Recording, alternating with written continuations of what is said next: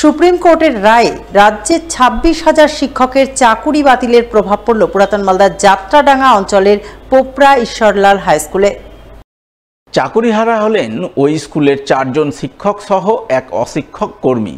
ফলে মর্মাহত স্কুলের অন্যান্য শিক্ষক শিক্ষিকারা।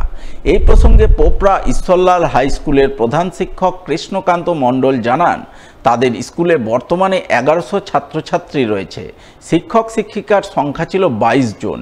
এর মধ্যে সুপ্রিম কোর্টের রায়ে তাদের স্কুলের 4 জন শিক্ষকের চাকুরি বাতিল হয়েছে। সেই সঙ্গে চাকুরিহারা হয়েছেন এক অশিক্ষক কর্মীও।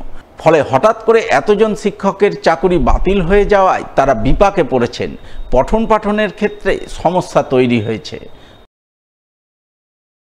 2016 প্যানেলে আমাদের বিদ্যালয়ে 4 জন শিক্ষক ছিলেন আর একজন নন টিচিং। আমরাও আপনাদের মধ্যে খবর পেয়েছি যে সুপ্রিম কোর্টের রায়ে তাদের চাকরি বাতিল হয়েছে। এক্ষেত্রে আমাদের মোট শিক্ষক হচ্ছে 22 জন, তার মধ্যে 4 জন চলে যাওয়াতে অসুবিধা তো পঠন পাঠনের ক্ষেত্রে ভীষণভাবেই হবে। তারপরে গ্রুপ ডি আমাদের 2টো পোস্ট ছিল, একটা অলরেডি ভ্যাকান্ট ছিল, একজন চাকরি করতেন। ওনারও ওই 2016-তে নাম ছিল বলে ওনারা আপাতত আসছেন না বলে মানে নন টিচিংয়ের দিক থেকে আমরা ভীষণভাবে অসুবিধায় পড়ছি। স্কুল চালানোই মুশকিল। এখন স্কুলে পরীক্ষা চলছে, পরীক্ষাটাও সুষ্ঠুভাবে চালাতে গেলে যতটা টিচার দরকার এরা না আসাতে সেখানেও আমরা কিছুটা অসুবিধার সম্মুখীন হচ্ছি।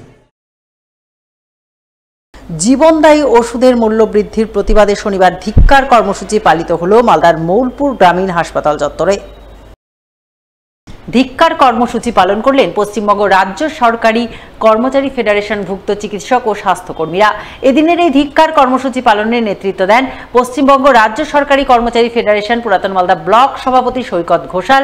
তিনি অভিযোগ করে বলেন, কেন্দ্রীয় সরকার প্রায় 900টি জীবনদায়ী ওষুধের অস্বাভাবিক মূল্য বৃদ্ধি করেছে। সেই মূল্য বৃদ্ধির প্রতিবাদে তারা ধিক্কার কর্মসূচি পালন করছেন। দাবি জানাচ্ছেন মূল্য বৃদ্ধি প্রত্যাহারের।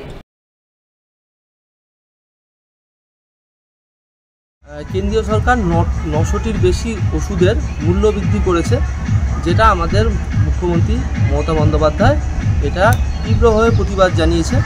এবং একটা সাধারণ মানুষের পক্ষে এই যে 900টি ওষুধ আছে, এই 900টি ওষুধ খুবই কস্টলি এবং এই কস্টলি ওষুধের যদি দাম এরকমভাবে বৃদ্ধি হয় তাহলে সাধারণ মানুষের উপর অনেক প্রভাব পড়বে। যারা কিনতে পারে না সেইভাবে ওষুধ, তাদের কাছে সেইটা খুব বড় একটা আঘাত সামনের দিনে আসবে। সেই হিসাবে আমরা প্রতিটি মেডিকেল কলেজে এবং প্রতিটি হসপিটালে এবং আমাদের ব্লকটাকেও ইনক্লুড করা হয়েছে, ব্লকগুলোকেও বলা হয়েছে যে তারাও যেন একটা ধিক্কার সভা করে। ওই জন্য আজকে আমরা মৌলপুর আড়িয়েছে আমরা আজকে ধিক্কার সভা করলাম। ফের আমার বাড়ি তোমার বাড়ি মোথাবাড়ি, এমনই স্লোগান তুলে ধরে সম্প্রীতি ও ভ্রাতৃত্ববোধের বার্তা দিয়ে মালদার মোথাবাড়িতে ত্রাণ সামগ্রী পাঠালেন ইংরেজবাজারের বিজেপি বিধায়ক শ্রীরূপা মিত্র চৌধুরী। শনিবার তিনি মালদা শহরের ঘোড়াপীর এলাকা থেকে গাড়ি বোঝাই করে মোথাবাড়ির উদ্দেশ্যে বিভিন্ন ত্রাণ সামগ্রী পাঠান। ত্রাণ পাঠানোর পর বিজেপি বিধায়ক শ্রীরূপা মিত্র চৌধুরী সংবাদ মাধ্যমের মুখোমুখি হয়ে বলেন, মোথাবাড়ির গণ্ডগোলের ঘটনায় আক্রান্ত পরিবারগুলির জন্য প্রথম পর্যায়ে তিনি দিন কয়েক আগেই 5 গাড়ি বোঝাই ত্রাণ সামগ্রী পাঠিয়েছিলেন, কিন্তু তাতে কিছুটা কম পড়ে যায়। তাই আজ ফের নতুন করে 1 গাড়ি ত্রাণ পাঠালেন। আমরা 5টা গাড়ি ত্রাণ আমাদের ইংরেজবাজার বিধানসভার পক্ষ থেকে আমি পাঠিয়েছিলাম।